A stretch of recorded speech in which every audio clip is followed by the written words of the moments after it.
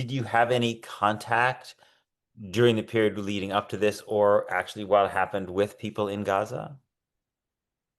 So we didn't have direct contact, but actually if you're up for it, I'd like to thing. Kelly Hayes, who's another Chicago organizer, was posting about what we were doing, and she got an email response from a woman named Allah, who is a mother of three in Gaza. And this is what she said. Um, Sure. yeah, I am a mother from Gaza. I write this as the bombing still echoes above us and the food used as a weapon against us remains out of reach for my children. Hunger here is not a choice or a political stance. Hunger here is a decision made against us. But when someone in Chicago chooses to face hunger willingly because they refuse to remain silent while we suffer, that is not ordinary solidarity. It is a profound act of pure humanity.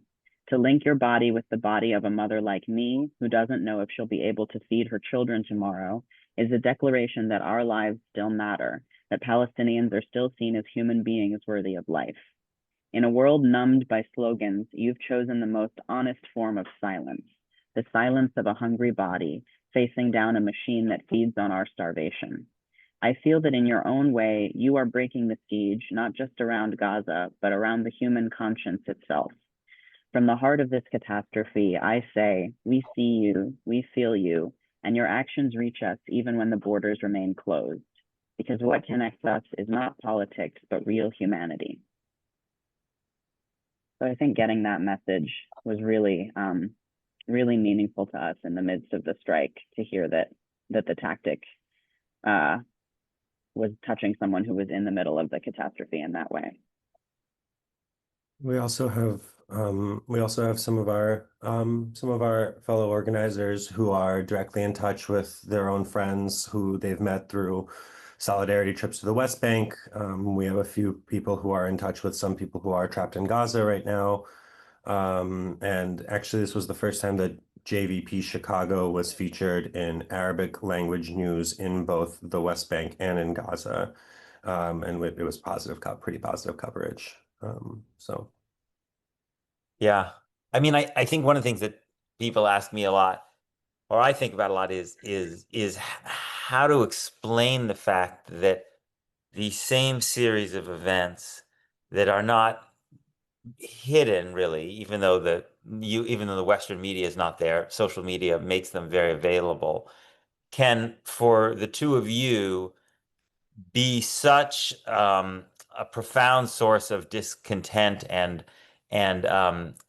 indignation that you would take this measure, whereas for the bulk of American Jews, and Americans more generally, it doesn't register particularly, right? And what I'm curious if you have thought about at all about what it takes to cultivate the sense of human obligation, or kind of that leads you to do this in others, since so many in our community, even if they might say that these things are regrettable, don't seem to really, in my experience, respond at a human level. Yeah. Um, I think a couple of things. I think one is this is something that Naomi Klein writes about really effectively in her book Doppelganger, right? That people are just living in different realities, and that Mhm. based on their media diet and based on their pre-existing ideology, like the way that you interpret and understand facts psychologically really changes. Yes. Um, I also think this is something that you wrote about in your book, Peter, right? Is that like there are different ways of thinking about what it means to be Jewish, and there are Mhm. different narratives that we have, and the pre-existing narrative you have determines how you assimilate information. So if the narrative you have is that Jews are always innocent and always victims, um, even if you tell yourself, oh, I have a more nuanced understanding, if that's kind of your basic go-to idea, then it's not really possible for you to assimilate the horror of the information that a Jewish state is committing a genocide. It doesn't compute. I think we're really blessed to have a very intergenerational organizing community in JVP Chicago, which is really cool. And we have people from all different generations of the Jewish left. And I think what unites us is an understanding of our Jewishness, regardless of, we also have a wide range of like levels of observance, but I think we all take Jewishness very seriously. And I think the way that we take it seriously is by looking at the history of Jewish solidarity and Jewish universal human values, right? The idea of the sacredness of life and the obligation to speak against injustice. I think we all see ourselves as steeped in that tradition, which is not a new, it's not really a new way of thinking about Jewishness. It's a way of thinking about Jewishness that goes back several generations at least. And so I think for those of us who see the gift of being Jewish as an opportunity to extend solidarity and to work and speak against injustice, it's easier to assimilate the information of this injustice into our story that we tell ourselves about what it means to be Jewish. Avi, did you want to jump in on this? Yeah, I think that I've always thought that like I am I am one of the most lucky. In fact, like we are some of the most lucky generations of Jewry in our history, right? I think America, to be Jewish in America today is a pretty good place in time and space to be Jewish, right? And so I think that a lot of the Jewish community, like, anti-Semitism exists. We have heinous, murderous acts here as well. But for the most part, Jews in America are safe, right? And especially if you don't take the things like the ADL statistics that counts every single time someone hears from the river to the sea as a hate crime, we're doing all right. And I think that there's like a kind of real buy-in to the American system on a lot of from a lot of American Jews, right? America has largely protected us. It took Jew off of the race column in the census. We're doing all right. And so I think that um, if if we think about American Jews, if I can paint these broad strokes, right? If we think about American Jews who see how neoliberalism has more or less been working for them up till now. And we see kind of a similar logic that is operating both here and in Israel in terms of militarism, in terms of the kind of, this steadfast bond between countries. They're these deep allies. I think it's very easy for American Jews to take a look at what happens here and what happens in Israel and say, there's no way that these heinous things are actually as heinous as they seem. There's no way, like, this must be worth it. This must be propaganda.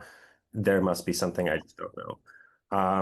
So I think I personally think that that's kind of at the root, right? And I think coming from, uh, like my being a recent immigrant family to this country and seeing the way that forced displacement, that ethnic cleansing has directly affected my family. Like knowing the names of people who were killed because they were Jewish, right? And places in what is now Ukraine, what is now Poland, that we were kicked out of because we were. That just seems to me something that I can't hold as part of the way that we should act towards others, right? If I would like to think that Jews who have a more direct experience of fragility, political fragility, displacement, oppression themselves would be more sensitized to what's happening to Palestinians.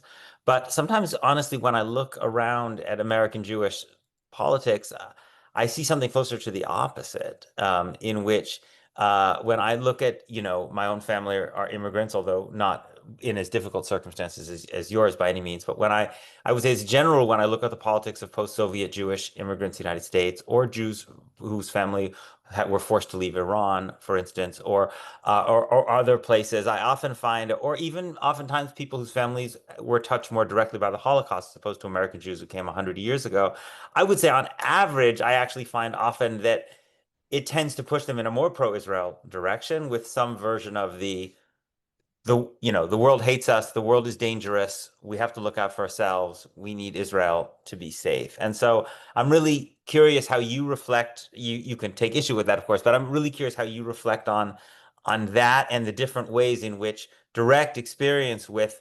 with oppression, with displacement, with persecution, even with ethnic cleansing, can actually lead to such different kind of stories, narratives, political, moral narratives than the one that you are telling. I mean, I think that, you can I find the phrase understandable but not excusable to be useful for many, many different things. And I think that the impetus for like the world hates us, we need our own place, let's go to Israel, this is going to be our thing, is understandable in light of what our people have suffered, but the way that it is conducted is not excusable, right? And I think that what looking back on our history, what I see is a series of failed ethnostates, right? What I see is a series of policies in which some lives are valued more than other lives, and that becomes the sort of consciousness of a society. And what that ends up doing is it ends up punishing, it ends up with the Holocaust, right? It ends up with all sorts of these kind of things. And it ends up with a genocide in Gaza, right? So I think that what I've gotten out of that history is that um, there is no particular place on earth that is better or worse. And there's no particular place on earth that's better or worse for building a better place, right? So what I see is an impetus to combat ethnostates, combat different hierarchies of life, and try to cultivate wherever we end up, wherever we land. Uh, a society in which all are safe, all are equal, all can live with dignity, right? And that requires solidarity, and that requires working with everyone else in that community, all different backgrounds, all different races, different religions, in order to make sure that the society that we build together is one in which no one is treated differently, right? So, I mean, I think I don't disagree with you, and I think you're right, and I think it's an unfortunate conclusion, and I think it's like a reactive conclusion, right? Rather than saying this bad thing happened to me, therefore I must go somewhere where I can replicate that system, but I'm on top.